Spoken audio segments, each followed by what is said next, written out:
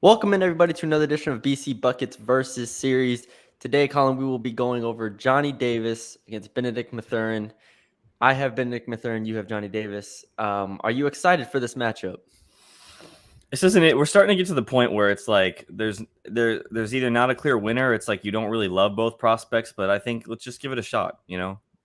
I like both these prospects a lot. I mean, both are projected, in the 8 to 12 range. Is that safe to say based on mock Yeah, drafts you've seen? yeah, like mid lottery. Yeah, mid lottery somewhere in there. As I said, I'll be taking Bennedict Mathurin. You got Johnny Davis. I'll go first with Bennedict Mathurin, 6'6", 20 years old. I have him more as a wing than a guard in this draft class. 17.7 points per game, 5.6 boards, 45% from the field, 37% from three. All American for Arizona, who finished the year as a number one seed, before losing to TCU in the second round of the NCAA tournament. I think he has a really high floor because of his 3-point shooting. And I think that's what before we even get into comparing these two, I think that's something that separates him from a lot of players in this class. I think the 3-point shooting upside immediately can put his floor at, a rotation wing type of level. So obviously, uh, he has some improvements to work on as far as defense and playmaking goes, but I think he's shown flashes in both of those areas, and he has the tools in both of those areas to really um, round out his game. So the 3-point shooting is great.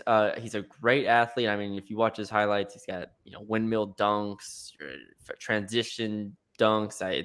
He's a lob threat as well in the half court. So he's a really good cutter, and I'm excited to see him in the NBA with the spacing that he's going to have at that level. So, also one more thing before we get to Johnny Davis. I mean, he got to the free throw line almost 5 times a game, shot 76% from the line.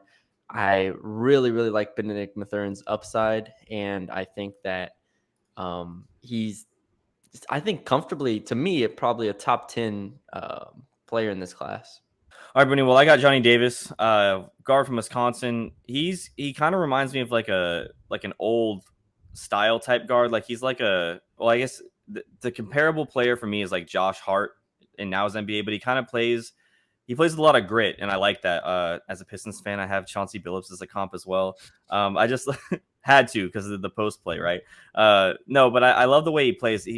I think the thing that keeps him in the league, if nothing else, is just his confidence and will to want to play basketball. I think that's what his role was at Wisconsin, right? It was his will on the defensive end and will on the offensive end. He had the ball in his hands. I guess he had the ball on offense. I think his use percentage was 22%, if I remember correctly. And then on defense, he was their number one ball stopper. So I think that his role is going to change a lot, which will help him on offense because that would be his knock, right? He has the ability to drive. He has the midi. He has secondary playmaking capability, but he threw up a lot of shots, and I think that's just in part because of his role at Wisconsin. They were like, okay, well, here you go. Obviously, that's still a concern to mention. But no, I think that he projects as at the very least a guy that you always want on your roster just because of his high motor. I mean, he has the ability to be a defensive stopper in the league. His lateral quickness is great. He rebounds really well, especially at 6'4". And then on offense, he has really good body control around the rim. He can finish with either hand, and he's able to kind of pop in the mid range. And I think that projects well for a guy that isn't really necessarily a one, but is a two and kind of undersized at that position. Yeah, I mean, we're talking about two guys that finished the year as All-Americans. I think, and going back to my Mathurin point, was the offensive floor is just significantly higher for Mathurin. I think there's just less concerns for me going into it. Be like, all right, if nothing else, I wrote down like KCP, boom, floor. There you go, right there. Just slide him into that role. I think, and KCP is obviously a very very solid role player. So Yeah. I think that's a fine pick. And if you take him with the number 9, 10, 11 pick, and you get that as your floor, I think you're pretty comfortable with that. And I think when we start, um, obviously for me, talking about why Bennedict Mathurin's the better prospect here, I think just having the higher floor, especially on the offensive side of the ball, because I mean, as we know, defense is important in the NBA and the playoffs and all that stuff. But at the end of the day, you're going to make your money from being able to get on the court and score the ball. And I just think Bennedict Mathurin if nothing else, can score the ball. Yeah, I think I agree with you. I think his floor is really high. I have a comp KCP, and then I also have like a more athletic Reggie Bullock, just because he's able to come off of screens Like really well.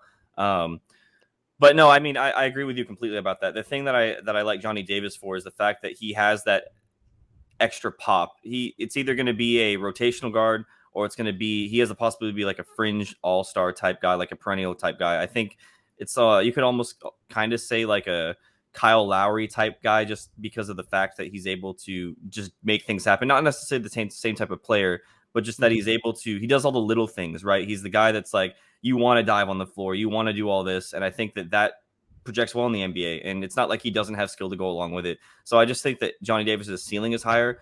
And that's not to say that Bennedict Mathurin's ceiling isn't high. I just think that you see a lot of guys that are athletic and they can shoot really well, but they don't actually end up turning those things on the defensive end, especially when they're not, projected top 5, right?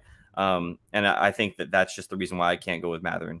I mean, yeah, for me, the Johnny Davis concerns I have start with this 3-point shooting, right? Like that's the number one thing. You got to be able to shoot the ball in the NBA at a high rate, and at 30.6% from 3. Like you said, he had a lot on his plate at Wisconsin, but still, the looks he was getting and the looks that he had, I don't think were bad looks, because it's not like he was hungry to take 3-pointers. He got a lot of mid-range J's. He got to the rim a lot. So to only shoot 30% is concerning. I think his handle needs improvement, especially if he's going to be a secondary creator on any team. And I just think he's too comfortable taking tough shots. Like, it's not going to – if he gets in the league, and obviously maybe if he's going against bench guards, then okay, maybe. But if you're going against starting guards in the NBA, you're not going to be able to get those shots off the way he did it in college. So I feel like there's too many limitations to his game at this moment. It has to start with his 3-point shooting and then go from there, because once the 3-point shooting starts, then you can start to attack closeouts, then you can start to get to the lane, attack pick and rolls differently.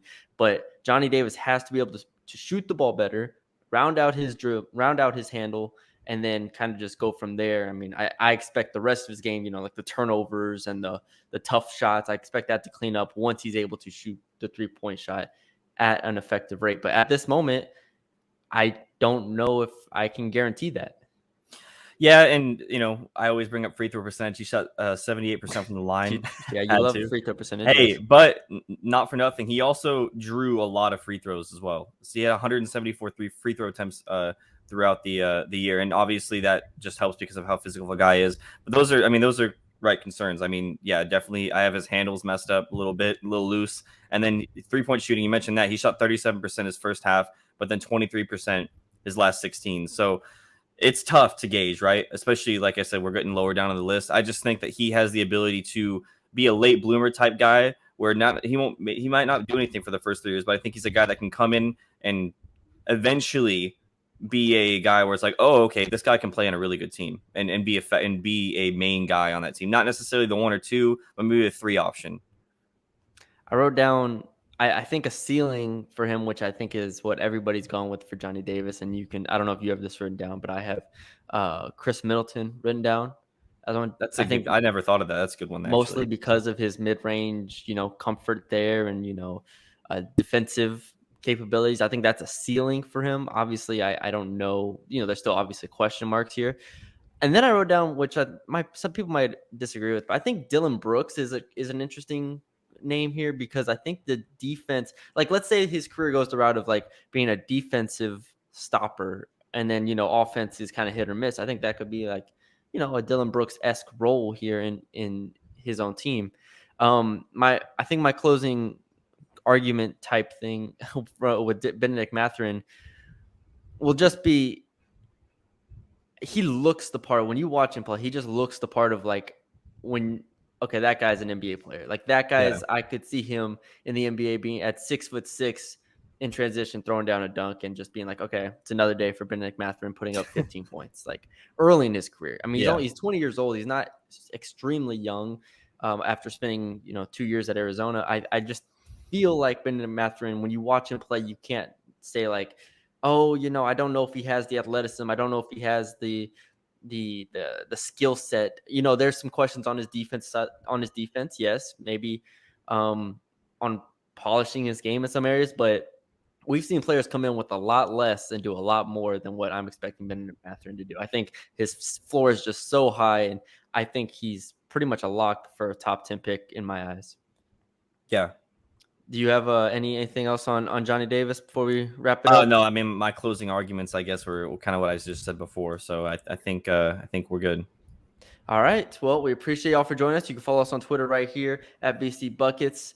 If you're watching on YouTube, feel free to subscribe, like, leave a comment, send to a friend, all that good stuff. We appreciate y'all for joining us, and we'll talk to y'all later.